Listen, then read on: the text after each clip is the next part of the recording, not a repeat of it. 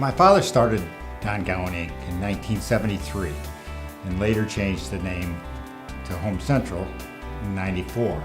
I started in the mid-'70s and a lot of the changes that have happened have been due to my thoughts and my visions of where this company wants to go.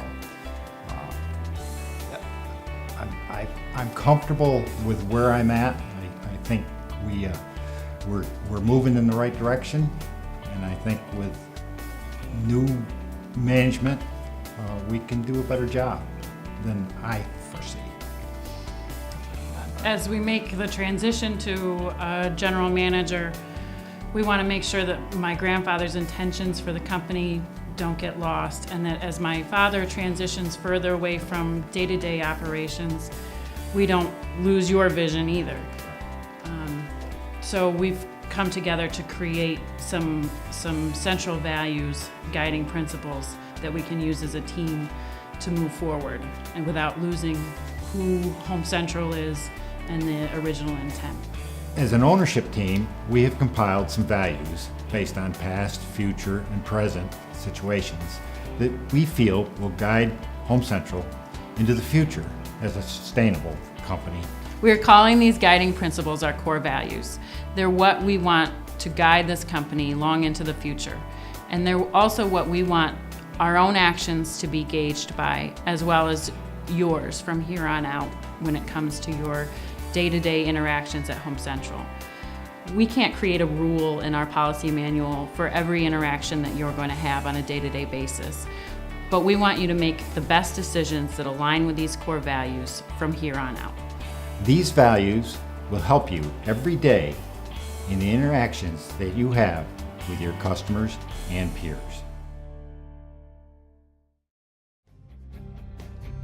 Our first core value is make your legacy positive, and by this we mean having a positive impact on your team and the surrounding community in every interaction at Home Central. The longevity and sustainability of this company is a direct reflection of our ability to leave a positive impact within the communities we serve. There's Ed, who's leaving a legacy at the present time in our business. He's constantly thinking about how he can improve certain aspects of the business, whether it's improvement of how we're ordering stuff, it's improvement on our knowledge of the computer system. A positive impact can be broken down into smaller increments. It can be your day-to-day interactions. Let's say Al Bomasode, our Vestal counter clerk, has just come in from a day off. He has 1 million phone calls to return, and he gets inundated by lots of requests. And let's say our customer, Ray Katie, walks through the door, and Ray says, Al, I need this deck quote like yesterday because I've got a break in between jobs and I want to get this deck done. So Al's feeling a little overwhelmed. John Legge, another counter clerk, overhears this, and he can sense Al's growing anxiety over his workload. So John says, hey Al, look, I can do the quote for Ray. It's pretty simple. I can either give you the quote and you can call Ray back with it, or I can give him a call later and go over the quote with him. Now that's a positive impact. We've had a positive impact on Ray Katie because we've gotten that quote back to him within an hour, and we've got a positive impact with another coworker because Al's stress load has just been released. So if you have the opportunity to make a positive impact, we really would like you to think about how you can make that happen. Stop, slow down, and listen, and have eager communication in your everyday work. I made an error back 30 years ago that I still remember. I had a friend come in asking for what he termed as screw jacks or pump jack, and I misunderstood what he was asking for. He actually was asking for a house jack, and because he wasn't telling me the terminology, I wasn't getting it, and I wasn't asking him the right questions. If I'd have asked him the right questions, I'd have known immediately that he wanted a adjustable jack for his basement. If you've got a staff member who doesn't know what they're talking about, you step in and help if you understand the situation. Take a recent example of a customer that comes in with an electric trimmer. She says it's burnt out, so we return it, defective. She comes in a few days later and says the same model has burnt out again. Our initial response is, perhaps we have to return this product one more time. But Ryan overhears this, and through some active listening, understands that she's been using a light-duty 150-foot extension cord. Problem solved, because now we know she needs a shorter extension cord, heavier duty, or she needs to switch to a gas trimmer. Calm, invested listening and working through a problem to find the right solution can help us immensely. You need to listen. You need to ask the questions that get us to that point of figuring out what the person really needs. We value the fact that you as employees are trying to learn new things out of your realm of expertise.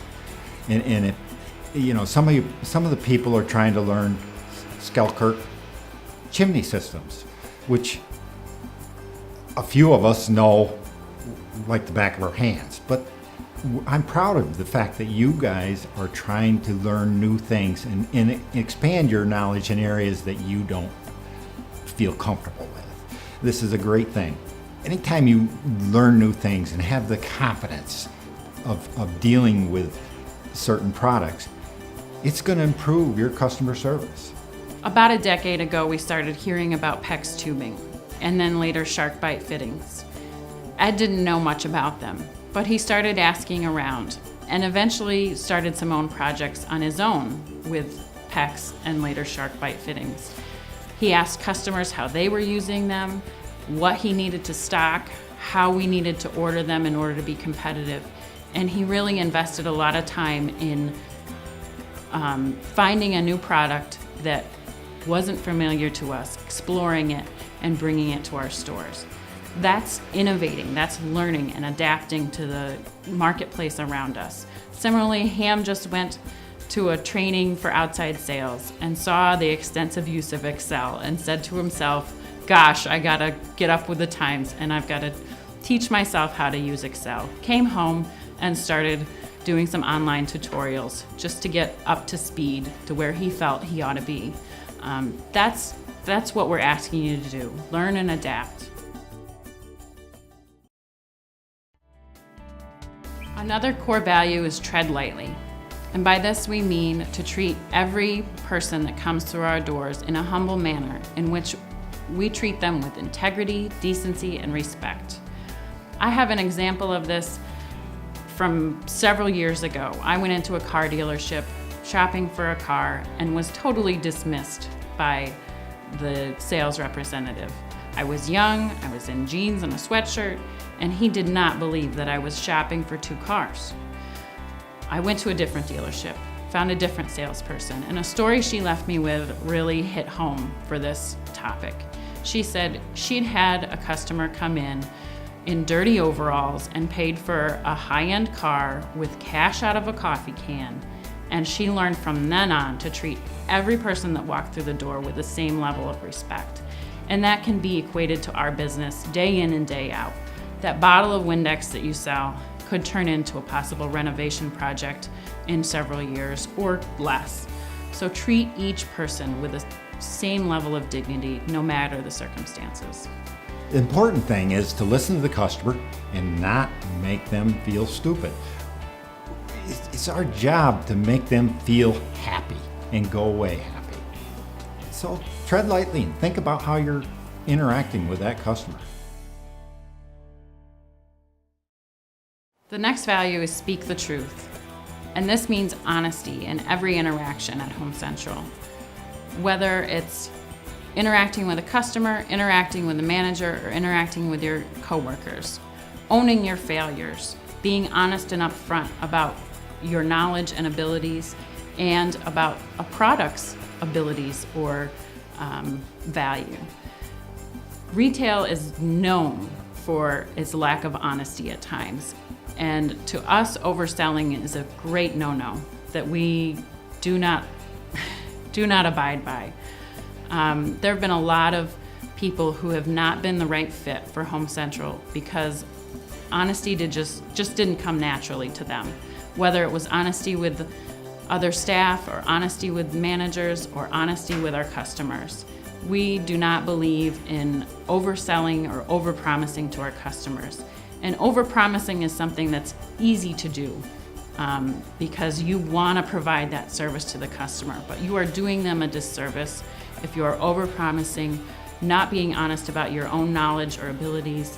One of the best things you can do for a customer is to say, I'm not sure of the answer, and then help them find the solution, either with help from your peers or by searching things out through your own research. So just keep that in mind, that speak the truth, whether it's with a customer or with your peers.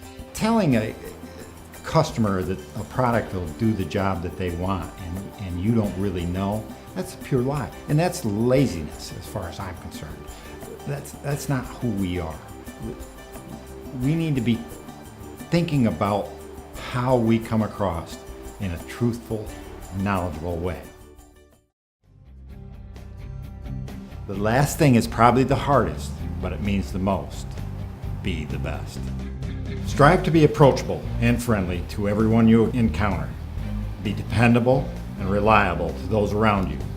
If you get brought down by an interaction with a customer, or you are stressed from something at home, strive to keep working at your personal best. I can think of many times when I've not been my best. Stressful interactions are a primary factor in that. Discussions become non-civil. I get animated and start yelling. I don't listen to what the other person has to say. I can think of one instance with a previous employee where I was not at my best. I felt my buttons were pushed. I came into the situation guns blazing, started screaming, cursing, yelling, sending him home. And while he may have been in the wrong, I was totally in the wrong in the way I handled it. Any customer that was within earshot could have heard my tirade, and that's not acceptable. Those kind of instances when you are not your best, I wasn't even at my middle, let alone my best, are something that we need to strive to avoid. I can think of examples when our staff has been the best, and one of those is during the flood of 2011. There were so many of you that were out of your own homes, or even as time went by, you were working day and night on your own homes, but you were still showing up to work, still investing a ton of time and mental energy and emotion into helping the rest of the community grow and recover. If everyone can give the best of themselves every day, Home Central will be the best place to shop and the best company to be a part of. Sum it all up, I'm looking for this company to move forward without me in a way that's sustainable into the future. We've got some good people here. If we can focus on some of these principles and keep our day-to-day operations, then I think we'll do well in the future. If we can align our goals and use these principles as a rudder for our actions, to create a sustainable company into the future. That's our end goal, is to create long-term jobs for the employees that align with these goals are going to do well here, and we hope the company can just keep growing and evolving into the future. Thank you for being a part of this team.